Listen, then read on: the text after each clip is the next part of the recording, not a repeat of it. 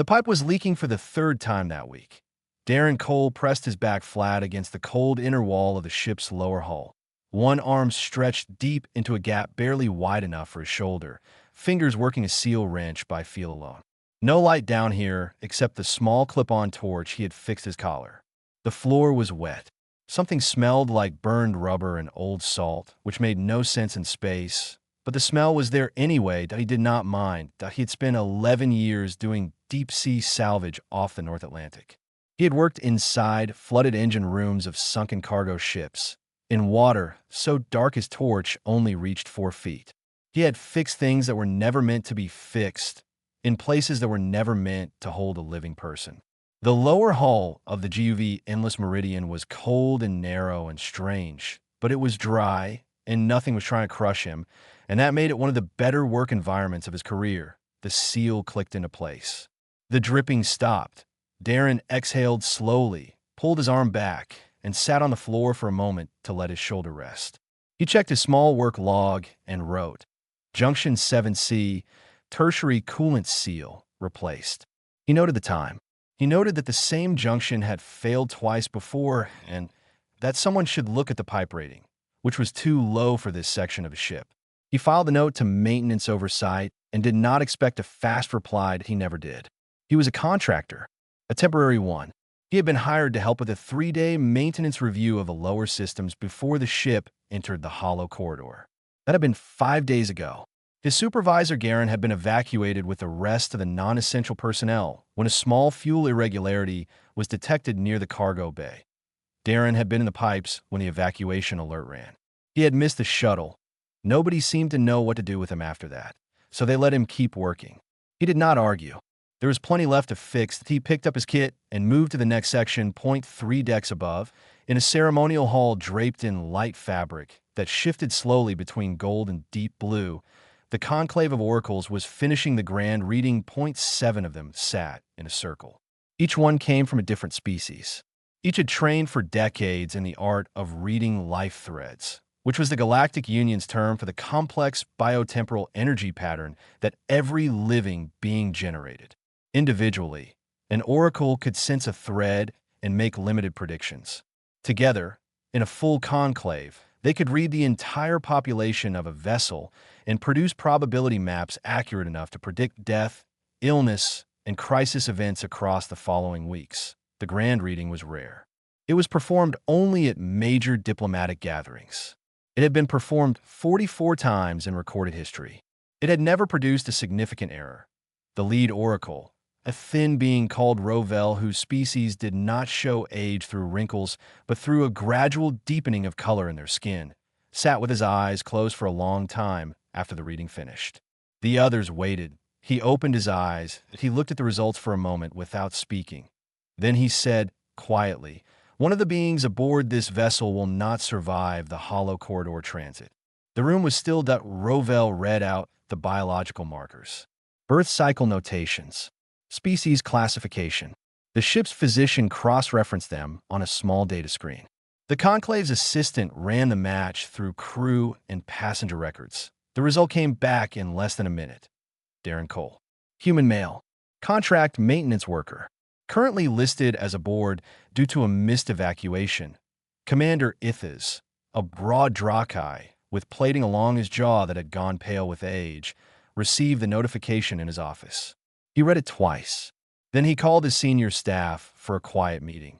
The conclave's instructions were formal and old. When a death marking was made, the marked individual was not to be told. Interference with a prophesied thread could cause unpredictable distortions.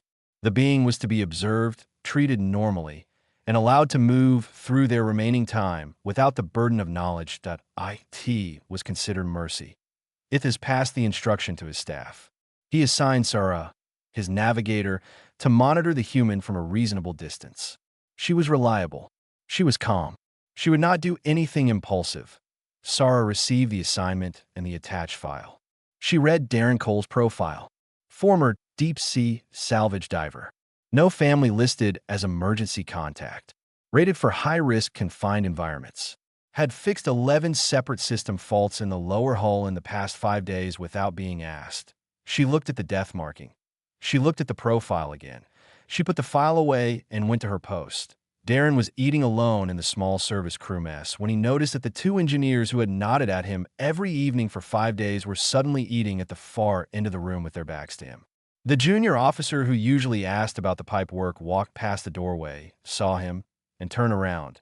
Darren looked down at his food. He lifted one arm and smelled his sleeve. He had been in some dirty pipe sections today. That was probably it. He made a note to use more soap in the morning. He finished his food and filed 3 more maintenance reports before he slept in the oracle chamber. Rovell sat alone after the others had gone. He looked at the life thread reading for a long time. He had read threads for over 300 years. He had seen them flicker before death. He had seen them burn bright and then go out like a light. The human's thread was strange that IT was not fading. It was not flickering. It was doing something he did not have a word for, that he wrote in his records. Reading confirmed. Outcome predicted. Margin of uncertainty noted. He stared at that last part. Then he closed the record and went to rest. The scratch on the wall was so small that anyone walking past would have missed it entirely. Darren almost missed it too. He had been running his hand along the secondary coolant line in Subdeck 4. Not looking for anything in particular, just feeling for vibration the way he had learned to do on underwater pipe work. Underwater, you felt problems before you saw them. The metal talked to you through your fingertips if you let it. His fingers stopped. He pressed his palm flat against the pipe housing. There was a faint tick, tick, tick that did not belong to normal coolant flow. He crouched down and brought his torch close to the base of the junction where the main line met the secondary branch. The scratch was not a scratch. It was a microfracture, barely wider than a hair, running along the weld seam for about 4 centimeters. The metal around it had a slight discoloration, pale and slightly blistered, which meant heat stress had been building there for a while. Darren sat back on his heels and did the rough math. The coolant in this line ran at high pressure. A fracture that small, under sustained pressure in a line that had been running hot, would reach critical failure somewhere between 12 and 20 hours from now. When it went, it would not just leak. It would rupture. Superheated coolant gas would flood subdecks 4 and 5. Anyone down here would have minutes. He took photos. He wrote a detailed fault report with timestamps, pressure readings he pulled from the nearby gauge, and a clear recommendation. Take the line to reduce pressure and send a repair crew today, not tomorrow. He filed it to maintenance oversight and flagged it urgent. Then he went back to his other work and waited for a response. The response did not come. The junior officer who received Aaron's report read the name at the top, remembered the death marking, and felt his skin go cold. He forwarded it to his supervisor without adding anything. His supervisor, also aware of the marking, was not sure what the correct protocol was for acting on a maintenance report filed by someone who was predicted to die in the next few days. He put it in a queue. The report sat there. Sarah was doing her navigation prep for the hollow corridor entry when the automated system flagged the report as unacknowledged after 2 hours. She pulled it up. She read it. She read it again. She understood immediately what she was looking at. The fracture Darren had found was real. She ran a quick cross-check against the ship's sensor logs and found the heat signature he had described. Faint, but there. The coolant line was failing. If it ruptured during hollow corridor transit, the evacuation complications alone could cost lives. Multiple lives. Not just the one the conclave had marked. She was not supposed to interfere. She sat with that thought for exactly 40 seconds. Then she pulled up the maintenance duty roster and made a quiet adjustment.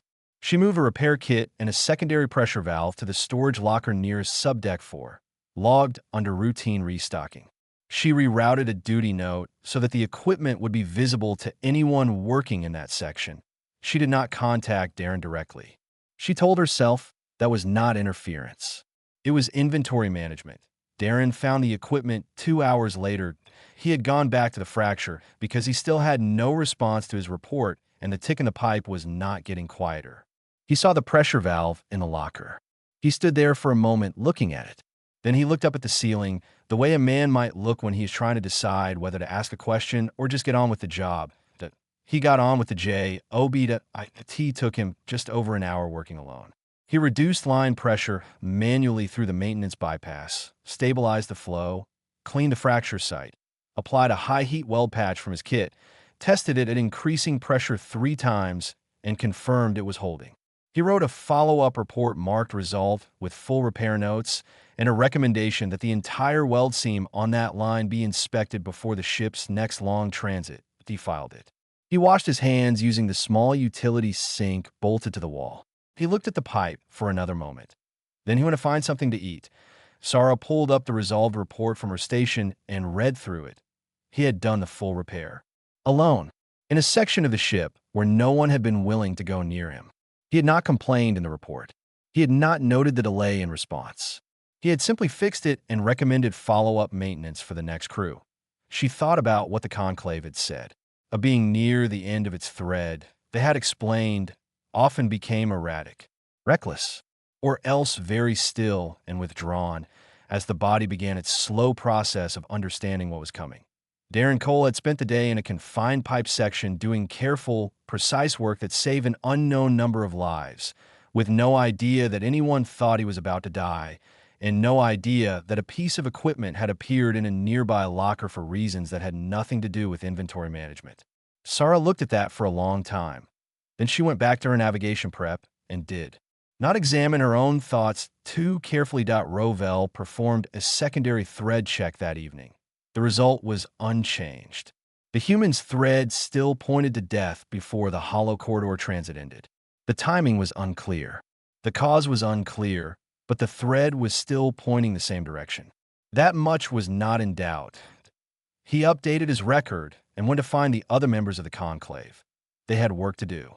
The reading did not change simply because the subject was inconvenient. The argument had been building for 2 days. Everyone aboard the GUV Endless Meridian knew it, the way people always know about a storm before it fully arrives. They could feel it in the way the Drakai delegation stopped sharing mealtimes with the Velkai delegates. They could feel it in the way certain corridor intersections became routes that people quietly avoided at particular hours. The dispute was over transit rights through a shared sector. It had begun as a policy disagreement at the diplomatic table and become something more personal, the way political arguments sometimes do when the people involved have old grievances that the official agenda never names. Darren did not know what the argument was about. Nobody had told him. He was a contractor who fixed pipes, and the diplomatic situation above his pay grade was not his concern. He was currently 3 junctions deep in the wall of Corridor 7, 1 deck below the main meeting chambers, replacing a filtration coupling that had been rattling against its housing. He heard the raised voices above him as a kind of low vibration through the wall. He ignored it and focused on the coupling. The confrontation broke through the meeting chamber doors at the worst possible moment. 2 members of the Drakai delegation had followed a single Velkai trade official into the connecting corridor outside the chamber. The argument had moved past words. Someone drew a hand disruptor. Later reports would argue about who moved first, and then there was shouting and the disruptor fired. The shot went wide. It hit a structural access panel on the corridor wall. The panel blew outward with a sharp crack and a burst of hot sparks. Darren was directly on the other side. The force of it hit him in the shoulder and threw him sideways into the opposite wall. He went down hard, the back of his head connecting with the wall as he fell. His toolkit scattered across the floor. Everything went white and ringing for a moment, and then he was sitting on the ground with his ears screaming and his vision full of spots. Looking at a ceiling he did not immediately recognize, he stayed on the ground for 3 full seconds. Then he sat up carefully, the way a man does when he is checking himself for damage before he decides how to feel about it. He moved his shoulder. It hurt, but it moved right. He touched the back of his head. No blood.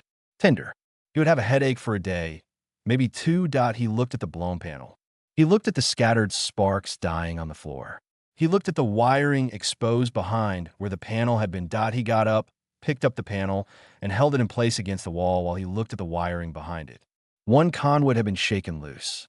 He found the connector, seated it back properly, tested the connection with his hand checker, and nodded to himself. He looked around for something to hold the panel in place temporarily. A small crowd had gathered in the corridor by now. Several crew members, 2 of the delegates, a security officer who had arrived running and was now standing very still, staring at the human. Darren looked at them. "Anyone have tape?" he asked. Nobody had tape. They got tape. Darren fixed the panel. Then security escorted him to the medical bay, where a physician he had never met checked his head and his shoulder with a handheld scanner, declared no serious damage, and wrote a report with slightly shaking hands. Commander Ithiz reviewed the incident recording that evening, that he watched it 4 times. He watched the panel blow outward. He watched Darren go down. He watched the 3 seconds of stillness. He watched Darren get up and start examining the wiring. He sat in his chair for a long time after that. The conclave had watched the same recording. They sat in their chamber without speaking. The lead oracle Rovel had the recording paused on the moment just after Darren stood up. He had been looking at that frame for several minutes. The life thread reading in that moment should have shown a dramatic spike. The body's energy pattern surging and then collapsing toward the predicted outcome. That was what the reading said. That was what always happened. Darren's thread had spiked. That part was correct. Then it had steadied, smoothly, like a rope pulled taut, and then held. Rovel had been reading threads for 300 years. He had seen threads spike. He had seen them hold. He had never seen them spike and then hold with that particular quality, as if the being on the other end had simply declined to follow the expected pattern. One of the other oracles said, very quietly, that perhaps the timing was not yet right. Another said that perhaps the reading had identified a different event. A third said nothing, but wrote in her private record. The human got up and asked for tape. Rovel did not add anything to the official record that evening. He sat with the paused image for another few minutes. Then he asked his assistant to prepare the instruments for another reading. A focused one, this time, targeted at a single thread. He needed to understand what he was looking at. Sarah had not been in the corridor when it happened. She had seen the recording, like everyone else. She watched the 3 seconds where Darren was on the ground. She watched the moment he decided to stand. She had slowed it down and watched it again, trying to find the logic in the movement. The calculation he must have made, the reason he had chosen to rise rather than stay down. She could not find it. It did not appear to be a calculation. It appeared to simply be what he did. She sat with that for a long time in the dark of her navigation station, long after her shift had ended, while the endless meridian moved deeper into the hollow corridor, and the stars outside grew sparse, and the silence around the ship became the particular kind of silence that has no bottom. Commander Ithiz had arranged the meeting for the early ship morning, when the corridors were quiet and most of the diplomatic personnel were still in their quarters. He sat across from Rovel and 3 other members of the conclave in the small briefing room adjacent to his office. He had brought Sarah. He had not brought anyone else. That he asked his question plainly. Has the conclave ever performed a grand reading that included a human before? Rovel folded his hands. He was quiet for a moment. Then he said, no. How many species are in your reference model? 212. And humans have been in the Union for how long? 61 years, Rovel said. He said it the way a person says something they have already been thinking about. The methodology was established 4,000 years ago. The reference model has been refined continuously, but the framework has not fundamentally changed. Ithiz let the silence sit. One of the other oracles, a small one whose species communicated partly through subtle shifts in their skin texture, made a movement that Sarah read as discomfort. The reading was accurate, Rovel said. The human reached the threshold of death twice now. The thread does not lie. But the thread also didn't break, Sarah said. She had not planned to speak yet. It came out anyway. Rovel looked at her. No, it did not. Then what does that mean? Rovel was quiet for a long time. Then he said something that Sarah would remember clearly for years afterward. We have a word for a thread that approaches the threshold and returns. We call it flinch. Every species we have studied flinches at least once in their life, sometimes more. But the flinch always looks the same. A spike, a pullback, a period of instability. The thread is shaken. It shows the mark of having been close. He paused. His thread does not flinch. It reaches the threshold and passes through it without a mark. We do not have a word for that. Ithiz suspended the formal death marking after the meeting. He did not announce it. He simply sent a quiet note to his senior staff and to the conclave assistant. Then he went to find Darren.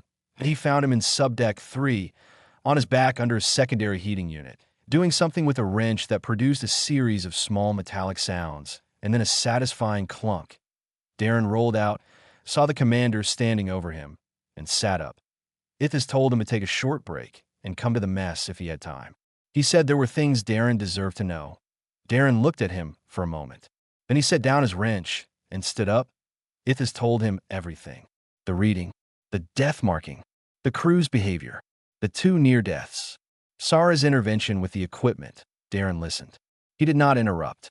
He sat with his hands flat on the table and his face still in the way that Ithis now understood was not blankness, but attention, a kind of focused quiet that the commander had initially mistaken for a lack of reaction. When Ithis finished, Darren was silent for a moment.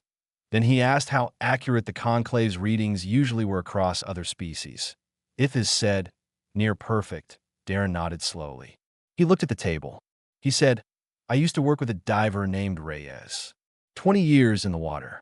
He could look at a wreck from the surface and tell you which entry points would hold and which would collapse the moment you touched them. He was right almost every time." He paused. But the ocean kept changing. The wrecks kept settling. There were always a few that behaved differently than anything in his experience. He said those are the ones that taught him the most. Ithis wrote that down. He was not entirely sure he understood it, but he wrote it down. Sarah found Darren later on the observation corridor, a long, narrow passage with reinforced transparent panels that ran along the ship's upper side. The hollow corridor outside was dark in a way that regular space was not. The stars were fewer here, and the light between them had a thin quality, as if it was being stretched.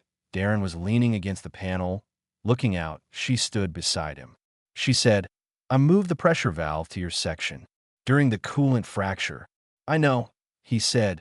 She looked at him. "You knew. That kind of equipment doesn't end up in a subdeck locker by accident. Someone put it there." He paused. "Thank you." She was quiet for a moment. "I was not supposed to interfere. I know that too." She looked out at the dark corridor of space. "How do you stay calm when things go wrong?" "You do not panic. I have watched the recordings." Darren thought about it. When you work underwater, panic costs you air. 40% faster, roughly, when your heart rate spikes. You train yourself out of it not because you stop being afraid, but because being afraid uses resources you need for the problem. You were afraid. The panel hit me pretty hard. She processed that. But you got up. The wiring was exposed. Someone could have stepped on it. Sarah looked at him. There was a long pause. Outside, the dark of the hollow corridor moved slowly past the panels. She said, "Velkai have a grief ceremony we perform before a crisis. We process the fear of a bad outcome before it happens, so that we can act without carrying it." Darren turned to look at her. "Does it work?" "Usually." "Did you do it before you broke the panel release?" She was quiet for a moment. "No, there was not time." He nodded. He did not say anything else about it. They stood at the panel in silence for a while, watching the thin light of the hollow corridor move past them. The navigation array housing was not built for anyone. That IT had been designed as a sealed unit, accessed only through a crawl space that ran behind the upper deck's main instrument wall. The crawl space was 60 centimeters wide at its widest point. It was not a place meant for maintenance. It was a place that was supposed to work quietly on its own and never require a living body inside it. The array was no longer working quietly. Sarah had noticed it first, a slow, consistent drift in the ship's positional calibration. The hollow corridor played with instruments in ways that open space did not. Signal degradation was normal in here. But this was not degradation. This was the array's internal alignment system losing its reference point, degree by degree, in a way that would eventually push the ship's navigation off its safe corridor path. She ran the numbers. She ran them again. The result was the same each time. Someone needed to get inside the array housing and manually reset the internal gyroscope calibration. It required a specific tool, a steady hand, and a body that could fit in 60 centimeters. Velkai were not built for 60 centimeters. Their forearm shoulder span alone was wider than the crawl space entry. Sarah looked at the entry hatch for a long moment. Then she thought about who she knew who had spent 11 years in flooded engine rooms of sunken ships. Darren looked at the dimensions on her screen. He tilted his head slightly to one side, the way he sometimes did when he was measuring something mentally. "I've worked in tighter," he said. She handed him the calibration tool, which was a small device about the size of his palm that would need to be connected to a specific port 12 meters into the housing. She showed him the schematic. He studied it for 2 minutes, asked one question about which port index to target, and then picked up his torch and his kit. He went in. The first 8 minutes were quiet. Sarah stood at the entry hatch and listened. She could hear the faint sounds of movement, the small scrapes and shifts of someone working in a very tight space. Occasionally, she heard the tool connecting and disconnecting from test ports. Darren had stopped responding to her check-ins after the third one, which she had learned by now meant he was in a section where sound carried poorly. Not that something was wrong. She told herself that the 9-minute mark, the automated lockdown protocol engaged IT was an old system, a legacy emergency response from a previous vessel classification that had been retrofitted when the Endless Meridian's upper deck was rebuilt. Under certain conditions, if the array housing registered an unauthorized physical presence and the ship was inside a sensor-degraded corridor, it would seal the crawl space to protect the instruments. The protocol had never been triggered before. No one had ever been inside the array housing before. The hatch sealed with a heavy, pressurized click. Sarah heard it. She looked at the seal. She looked at the indicator light beside it, which had gone from green to red. She pulled up the emergency seal override on her wrist display. The system required engineering to authorize the release. Estimated response time from engineering, 22 minutes. She opened the environmental data for the seal crawl space. The space was small. The air recycling in that section operated at minimal capacity because it was never meant to hold a person. Already the oxygen concentration was beginning to drop. She ran the calculation. 14 minutes, approximately, before the concentration reached a level that would cause serious impairment. Less if Darren was working hard. Working hard in a tight space, by instinct, would feel like the right thing to do. She called engineering. She told them the situation. They confirmed 22 minutes, possibly less if she waited. She did not wait. The manual release for an emergency seal was housed behind a secondary panel beside the hatch. It was designed for Drakai engineers, which meant it was designed for beings significantly larger and stronger than a Velkai navigator.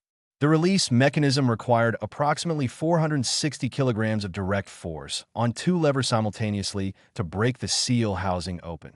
Sarah had 2 sets of arms. She set her feet, took the levers in her upper and lower hands, and pulled. The first attempt did not break the housing. Something in her left shoulder made a sound she did not like. She reset her grip. She breathed out slowly.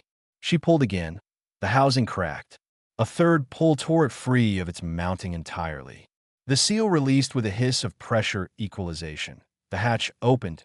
Darren appeared from the dark of the crawl space at the 11-minute mark. He moved slowly, carefully, the way a person moves when they are managing their breathing on purpose. His face had gone pale, the pale of reduced oxygen, a gray-white across the cheeks and forehead. But his hands were steady, and the calibration tool was in his grip, and his eyes were clear. He sat down on the floor outside the hatch and breathed for a minute without speaking. Sarah sat down across from him.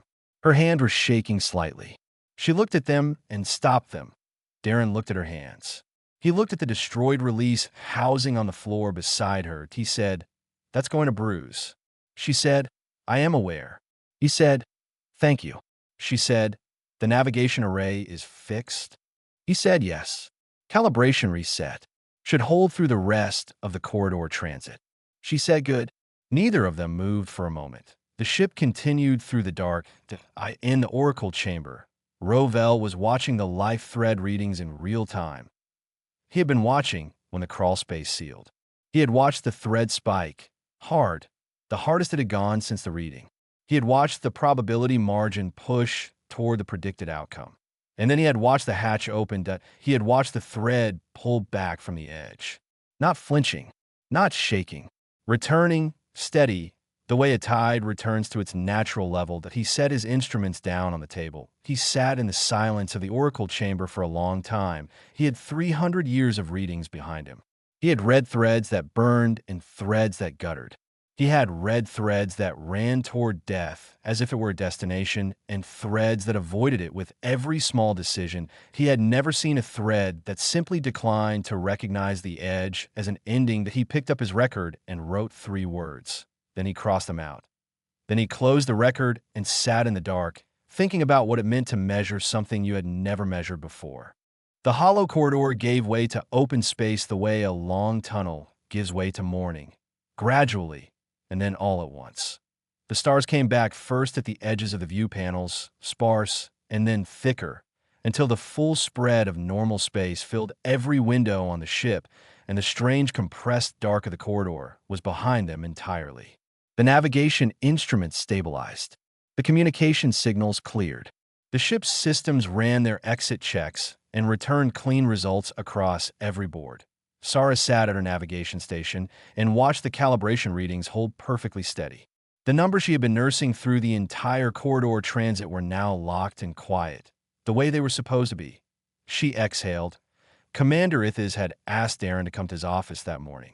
Darren arrived with a small cup of the bitter utility-grade coffee that the service crew kept in the lower mess and sat down across from the commander without being told to. Ithis told him the rest of it. Everything he had held back before.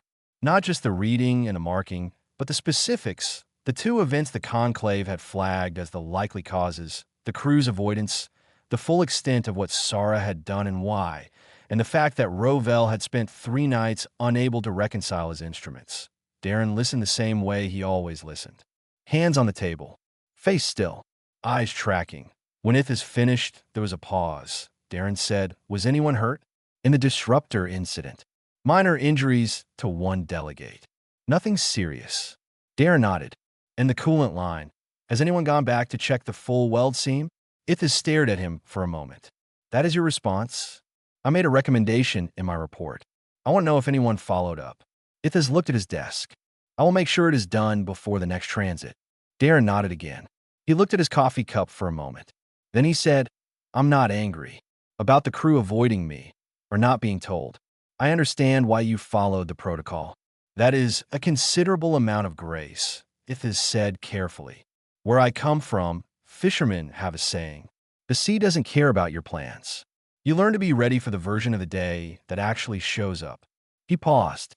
The conclave read the day they expected. They weren't wrong about what they saw. They just hadn't seen my kind of day before. Ithis wrote that down, word for word. He was not certain he understood all of it, but he suspected he would. The conclave of oracles convened a formal session that afternoon. They had never done this for a single grand reading before. The session was recorded and flagged for transmission to the Union's academic archive. Rovell delivered the finding himself. He did not read from notes. He had been composing the words for 2 days in his head, and they came out the same each time. So he trusted them. He said that the reading had been accurate, that the predicted individual had reached the threshold of death on multiple occasions during the hollow corridor transit, that the methodology had not failed. He said that the methodology had also not succeeded. He said that in 4,000 years of oracle work, across 212 species, no thread had ever passed through its own critical threshold without being marked by the experience. Threads that survived a near death showed the shape of it afterward. A different density, a small scar in the pattern that oracles could read like a healed bone. He said that Darren Cole's thread showed none of that. Each time he came back from the threshold, the thread resumed exactly as it had been. Unchanged, unmarked. He said that they did not yet understand why.